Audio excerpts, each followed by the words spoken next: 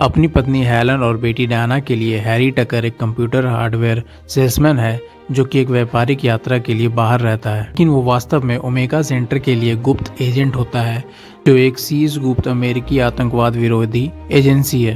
अब हमें दिखाया जाता है कि हैरी टकर अपने साथी गिलबर्ट और फैसिन के साथ अरबपति जमाल खालिद द्वारा आयोजित स्विट्जरलैंड में एक पार्टी में घुसपैठ करता है। पार्टी में हैरी की मुलाकात जूनो स्किनर से होती है जो कि खालिद की आर्ट डीलर होती है और इसके साथ साथ वो सलीम अबू अजीज के नेतृत्व वाले आतंकवादी गुट क्रिम्सन जिहाद के साथ भी बहुत सारे पैसों का लेन देन कर चुकी हुई होती है। इसके बाद हैरी एक स्वाभाविक कला प्रेमी बनकर उसके साथ मिलता है और उससे कला खरीदने की बात करता है। इसके बाद जूनो स्किनर उसे बहुत सारी पेंटिंग्स भी दिखाती है जिसमें से वो कुछ पसंद करता है, पर वहाँ पर बहुत सारे लोगों को हैरी के ऊपर शक होने लगता है, जिसके बाद गार्ड उसे पकड़ने के लिए आते हैं। यहाँ पर हैरी उन्हें चकमा देकर भाग जाता है और उनसे लड़ते हुए घर के बाहर निकलता है। इसके बाद गिब्सन के हेल्प से वहाँ से वो निकल जाता है। अब हैरी गिब्सन के साथ अपने घर के बाहर खड़ा होता है, जहाँ गिब्सन हैरी को फर्जी ट्रेन की टिकट और होटल की बिल्स देता है ताकि उनके घर वालों को कोई शक ना हो।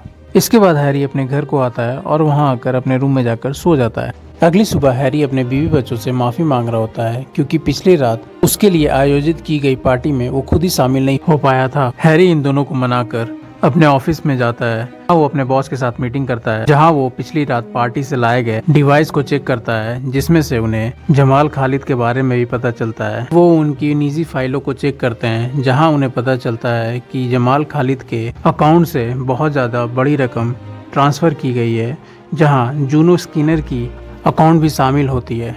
इसके बाद पूरी टीम जूनो स्किनर के पीछे लग जाती है और हैरी को भी उससे दोबारा मिलने के लिए कहा जाता है। अब हैरी जूनो स्किनर से मिलने उसके आर्ट गैलरी में जाता है और वो जूनो स्किनर से आर्ट के बारे में पूछता है और उनमें से कुछ पेंटिंग खरीदने में दिलचस्पी दिखाता है। उसके बाद वो वहाँ से चला जाता है, पर उस आर्ट गैलरी में अजीज भी होता है क्लेवर के तौर पर। अब अजीज जूनो स्किनर के पास जाता है और उसे मारता है और बताता है कि हैरी एक एजेंट है, हमारे इस हरकत के कारण हमारे पूरे प्लान पर पानी फिर जाएगा। उधर हैरी के बर्थडे की पार्टी में पूरे परिवार तैयारी कर रहा होता है। हैरी इस बार पूरे दृढ़ निश्चय से उस पार्टी को अटेंड करने के लिए घर पहुंच रहा होता है पूरी तैयारी से। हैरी घर के रास्ते पर ही होता है कि तभी उसके पीछे अजीज अपने दो आदमियों के साथ उस पर हमला बोल देता है, जहां वो बचते हुए एक बाथरूम के अंदर जाता है।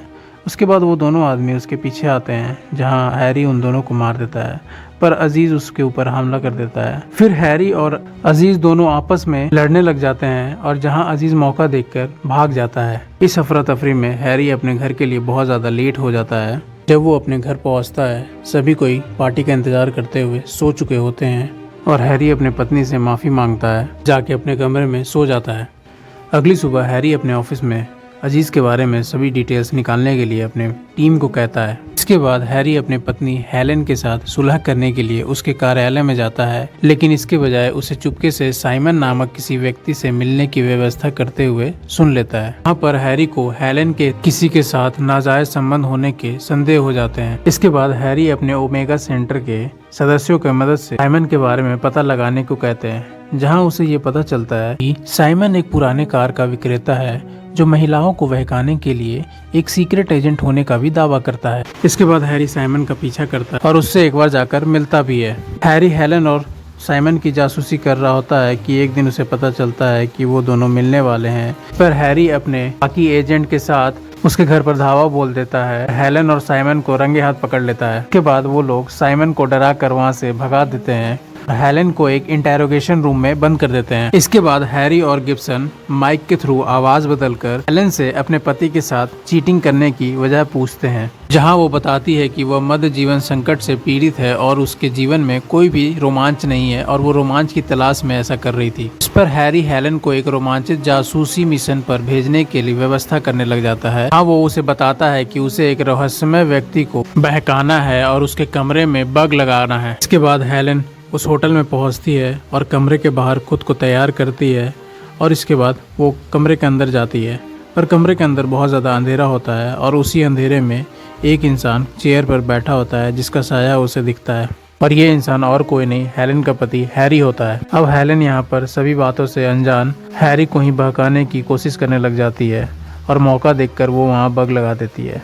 पर इसके बाद जैसे ही हैरी उसके साथ फिजिकल होने की कोशिश करता है, वो उसे मारकर भागने लग जाती है। कमरे की बत्ती जल जाती है और उसे हैरी दिखता है। फिर वो उसके पास जाती है और वो समझ नहीं पाती है कि यहाँ पर हैरी कैसे आया है। हैरी उसे सब कुछ बताने ही वाला होता है कि तभी अजीज के आदमी कमरे में घुस आते हैं और उन दोनों को अपहरण करके अपने अड्डे पर ले चले जाते हैं। उन्हें फ्लोरिडा के किसी एक आइलैंड पर रखा जाता है, जहां उसे जूनो स्किनर भी मिलती है। हैरी को पता चलता है कि क्रिम्सन जिहादियों ने जूनो को 4 परमाणु हथियार प्राचीन मूर्ति में छिपा कर तस्करी करने में मदद करने के लिए पैसे दिए गए थे। यहाँ पर क्रिम्सन जिहादियों के पास 4 परमाणु हथियार होते हैं। के दम पर क्रिम्सन जिहादियों ने अमेरिका को फसन की खाड़ी से अपनी सेना हटा लेने के लिए 1 हफ्ते का समय देते हैं, जहां ऐसा ना करने पर वो हर हफ्ते अमेरिका के किसी भी बड़े शहर पर परमाणु विस्फोट कर देंगे। अब अजीज हेलन और हैरी को टॉर्चर करने के लिए ट्रू सीरम इंजेक्ट कर देता है। इसके बाद हैरी अपने पत्नी हेलन के सामने अपनी दोहरी जीवन को